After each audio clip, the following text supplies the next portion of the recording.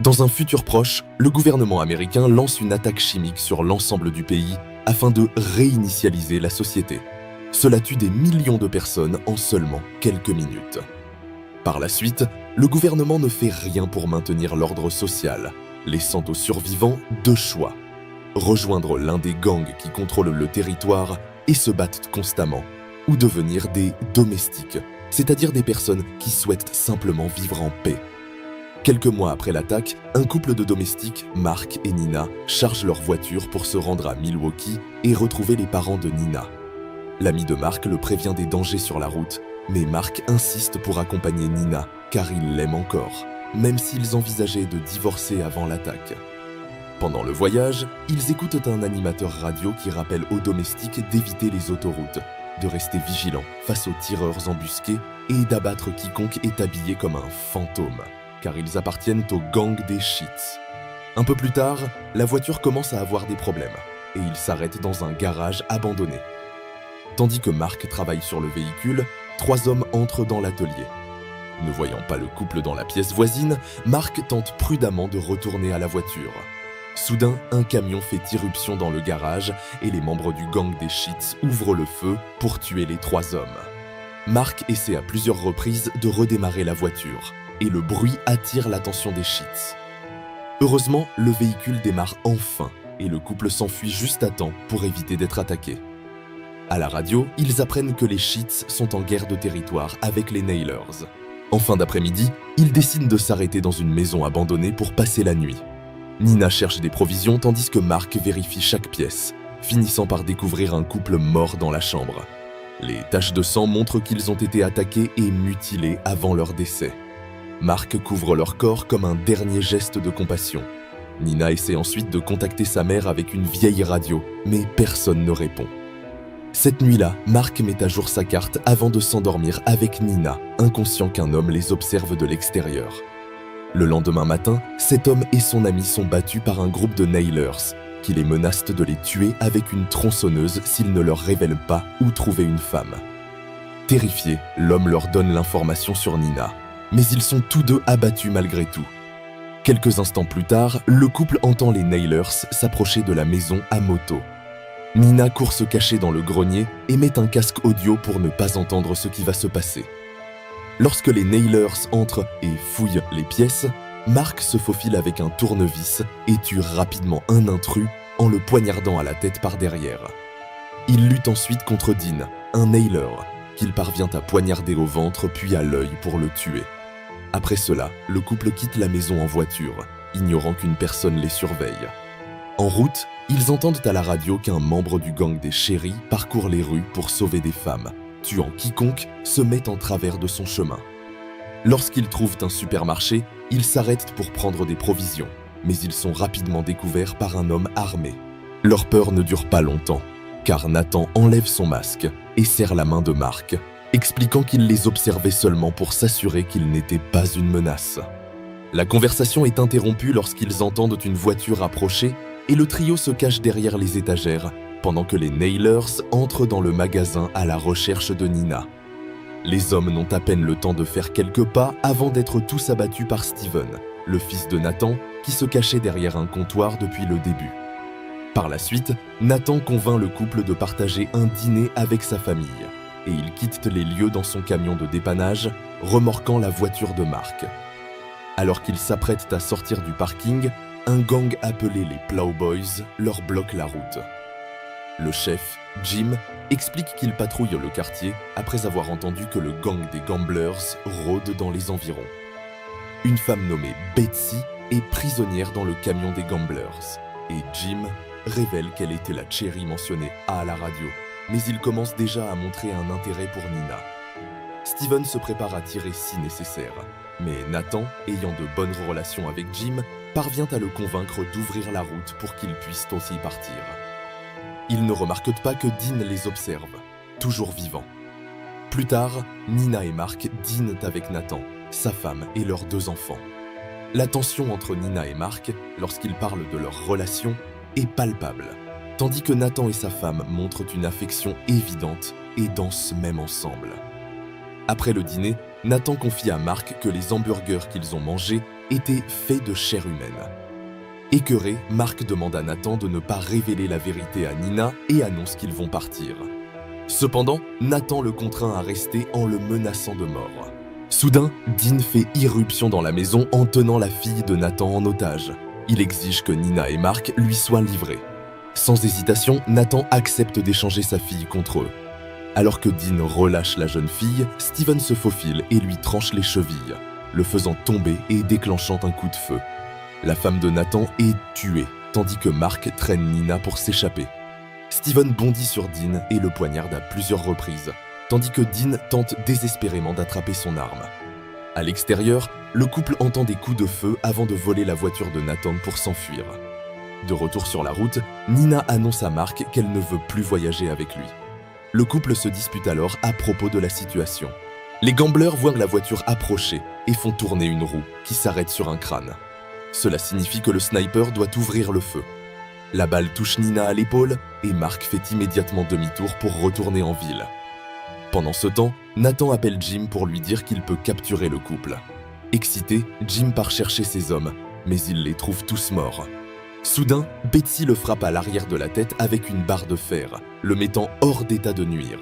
Ensuite, elle libère toutes les femmes que le gang avait capturées. Après avoir pris des armes sur une table, Betsy s'enfuit avec une voiture de police. Quelques instants plus tard, gênée par les bruits que fait Jim dans le coffre, elle arrête la voiture et lui tire dans la jambe. À ce moment-là, elle aperçoit quelque chose bouger dans la forêt et part à sa poursuite, oubliant ses clés dans la serrure du coffre.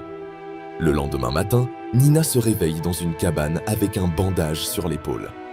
Mark n'est pas là, mais il a laissé un mot disant qu'il est parti chercher de la nourriture. Quand Nina essaie de sortir du bâtiment, elle trouve un autre mot l'avertissant que la porte d'entrée est piégée, alors elle passe par la fenêtre. En explorant les lieux, elle découvre une voiture dans le garage et se précipite à l'intérieur pour faire son sac, prête à partir seule. À cet instant, elle trouve une nouvelle note lui conseillant d'écouter de la musique, suivie d'une autre, indiquant le disque contenant sa chanson préférée. La dernière note contient des excuses de Mark, qui la supplie de ne pas abandonner leur mariage. Submergée par la culpabilité, Nina décide de rester et danse dans la cabane au son de sa musique préférée, tout en buvant beaucoup.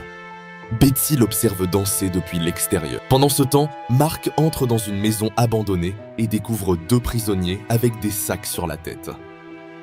En les libérant, il est choqué de voir Nathan et Steven. Soudain, un homme fou nommé William surgit derrière lui, arme à la main, et force Mark à lâcher son pistolet. William explique qu'il adore l'ultraviolence et amène son esclave, Bill le Grand.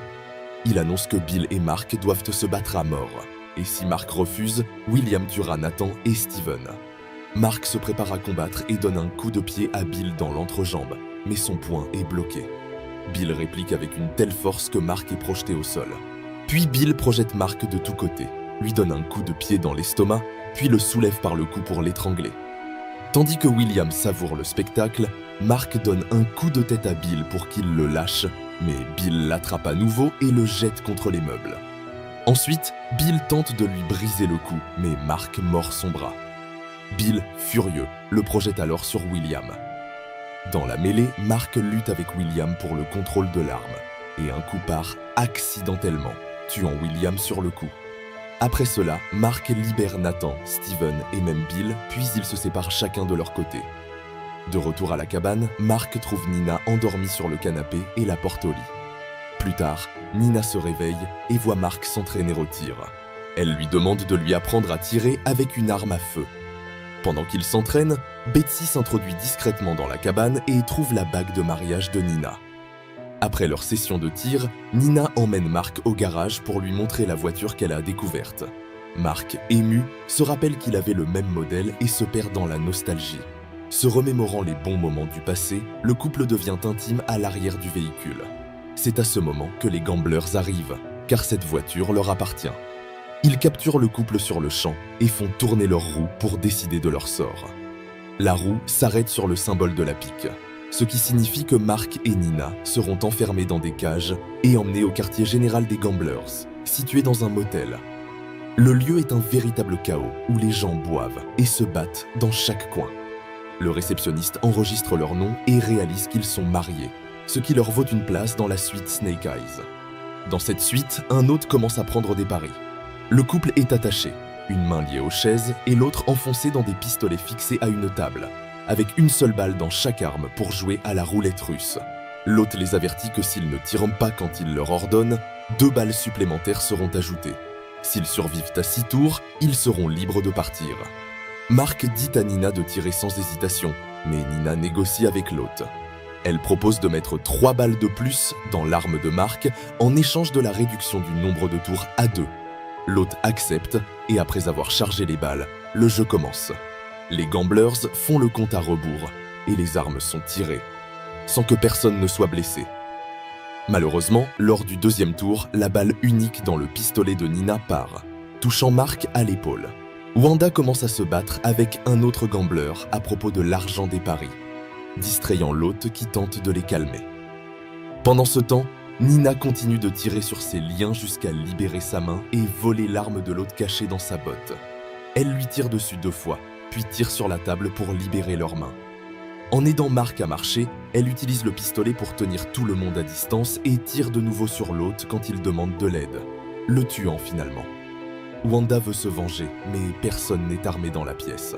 Elle ordonne aux autres de laisser le couple partir pour l'instant. Dès que Mark et Nina sont dehors, Wanda et ses complices courent chercher leurs armes.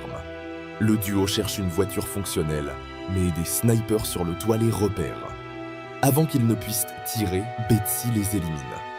Le couple s'échappe en voiture, tandis que Wanda et les gamblers tirent sans succès. Frustrée, Wanda frappe un autre membre du gang et jure de poursuivre Nina. Quelques heures plus tard, Mark se réveille dans la maison d'enfance de Nina à Milwaukee.